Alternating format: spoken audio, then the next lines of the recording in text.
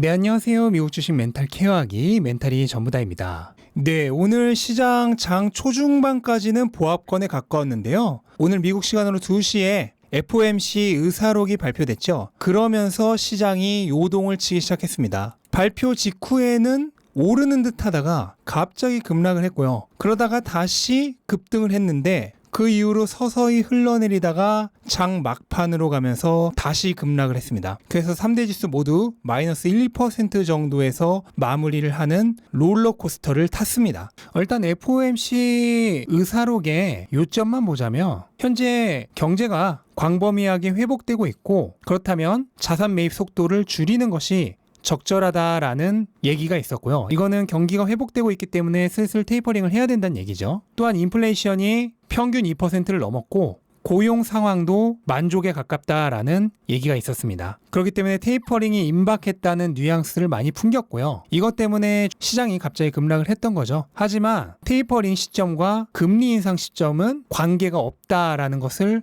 분명히 못을 박아놨는데요.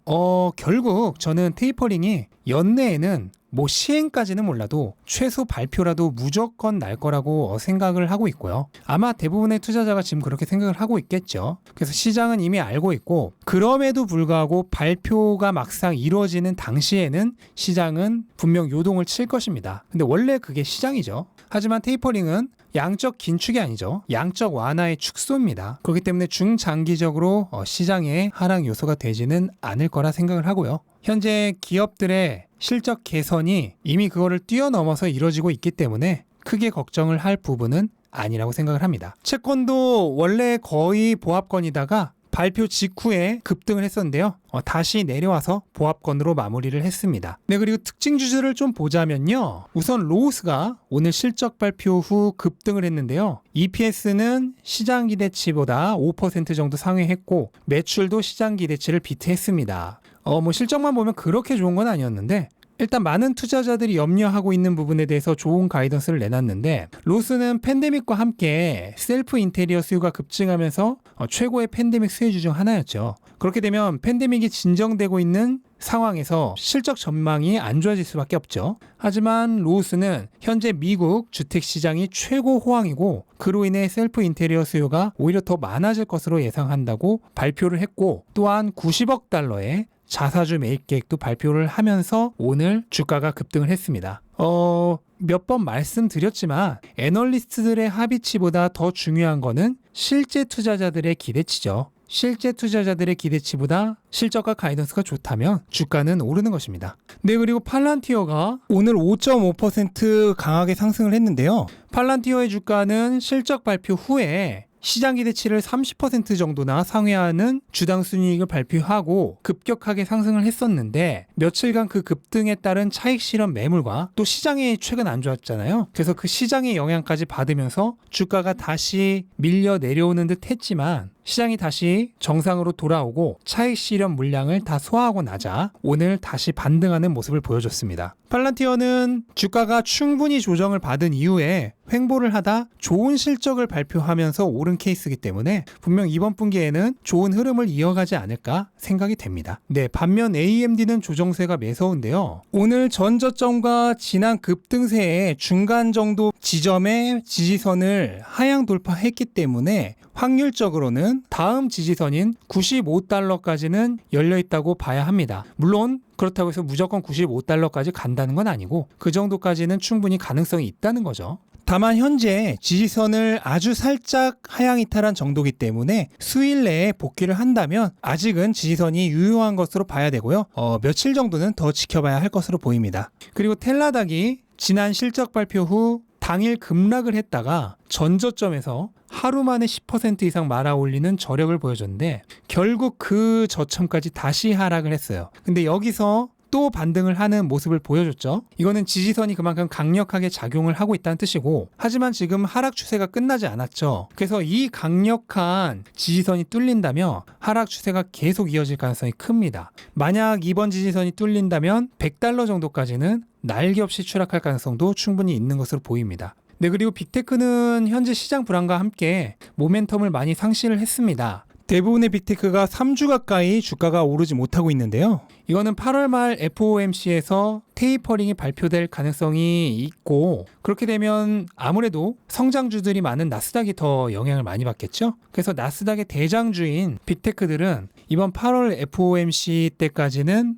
시장이 좀 간을 볼 가능성이 높아 보인다고 생각이 듭니다. 네, 테슬라 주가는 오늘 이틀간의 급락으로 인한 저가 매수세 유입과 AI 데이를 하루 앞두고 기대감으로 상승했습니다. 거의 700달러까지 다시 갈 기세로 상승을 했는데요. 안타깝게 700달러까지 도달하지는 못했고요. 특히 장 막판에 아쉽게도 FOMC 의사록 발표로 인해 시장이 하락하면서 테슬라 주가도 함께 끌려져 내려온 감이 있죠. 일단 내일 AI 데이가 있기 때문에 내일까지는 분위기가 나쁘지 않을 거라 생각을 합니다. 근데 또 뭐 다음 주부터는 어떻게 될지는 알 수 없죠. 테슬라는 특히 이벤트 후에 주가가 떨어지는 경향이 늘 있었잖아요. 그래서 그 부분을 생각을 해야 되고, 근데 뭐 우리는 그런 단기적인 거를 보면서 투자를 하는 게 아니니까 그냥 그렇게 될 수 있다 하는 흐름 정도만 생각해 두시면 되겠습니다. 네, 그리고 룻벤처스가 테슬라의 미래에 광고 지출에 대한 예상 레포트를 썼는데요. 일단 현재 레거시 자동차 업체들은 연간 매출의 2.5%를 광고에 지출한다고 합니다.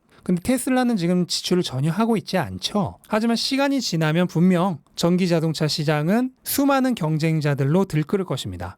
지금은 전기차 하면 사실 테슬라밖에 안 떠오르잖아요. 그러니까 광고가 필요 없죠. 하지만 모든 회사들이 전기차를 공격적으로 만들기 시작하면 테슬라도 분명히 광고를 하지 않고는 못 버티는 때가 올 겁니다. 지금 테슬라가 광고를 하지 않는 이유는 순전히 수요가 공급을 초월하고 있기 때문입니다. 지금 테슬라의 발목을 잡는 건 오로지 공급이에요. 만들면 만드는 대로 팔리는데 수요보다 공급이 적은 게 현재 테슬라의 문제죠. 그런데 수요보다 공급이 적은데 광고를 하면 바보죠. 하지만 분명히 테슬라도 향후 수년 후에 공급이 수요를 초과하는 시점이 올 거고, 그때는 광고를 해야 된다는 겁니다. 그래서 룻벤처는 그 시기를 2025년 정도로 보고 있고요. 그때 매출의 1% 정도를 광고비로 지출하게 될 것이다 라는 예상을 했습니다. 이거는 차량 한 대당 약 400달러 정도라고 해요. 그래서 이 15억 달러 정도의 광고 비용을 영업 지출로 제외하면 영업 마진율이 2025년 예상 15.3%에서 14.3%로 감소할 것이다 라는 레포트를 썼습니다. 결국 광고는 어쩔 수 없이 나중에 해야겠죠. 하지만 영업이익률은 테슬라의 진정한 가치인 소프트웨어의 힘으로 광고로 나가는 돈을 상쇄하고도 남을 수 있습니다. 중요한 거는 혁신에 의한 마진율 상승이지 광고비 아껴서 상승시키는 게 아니죠. 네, 그리고 기가 베를린에 좋은 소식이 좀 있었는데요. 기가 베를린에 지금 발목을 잡고 있는 두 개의 환경단체가 있잖아요. 그린리그와 나부. 이 중에 나부가 소송 비용 대비 승소 가능성이 거의 없기 때문에 소송을 포기한다는 뉴스가 나왔습니다. 이렇게 되면 양쪽 발을 잡던 환경단체 중 하나가 빠져나간 거죠. 그리고 나부가 빠져나가면서 남은 하나의 단체인 그린리그도 소송을 걸지 않을 가능성이 굉장히 높아졌습니다. 왜냐하면 홀로 소송을 진행하면 부담이 더 커지기 때문이죠. 만약 그린리그까지 소송을 포기한다면 더 이상 기가 베를린의 앞을 가로막는 건 없어지고요. 그렇게 되면 생각보다 빠르게 기가 베를린이 오픈할지도 모르겠습니다. 일론 머스크는 기가 베를린이 10월에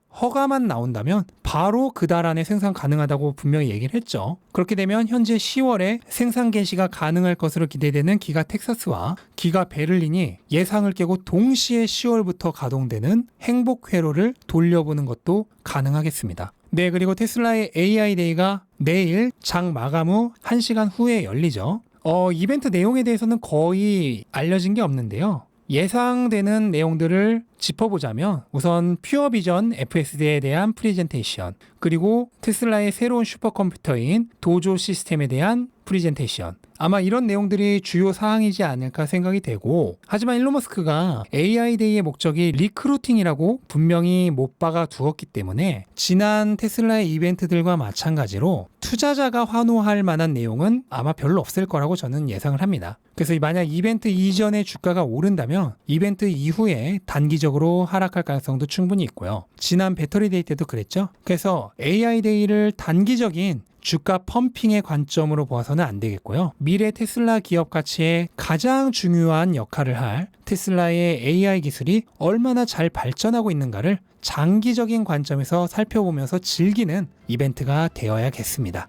네, 이상으로 오늘 시장 정리했습니다. 네, 이틀간 시장이 안 좋다가 그래도 오늘 좀 만회하는가 싶더니 또다시 시장의 변동성이 생기면서 결국 3일 연속 하락으로 끝이 났는데요. 그래도 아직 이틀의 거래일이 남아있고 남은 이틀간 이번 주 초중반에 안 좋았던 것을 충분히 만회할 수 있는 한 주로 마무리하기를 바라는 마음으로 오늘 영상 마치도록 하겠습니다. 영상 도움되셨다면 구독과 좋아요 부탁드리고 즐거운 하루 되시기 바랍니다. 감사합니다.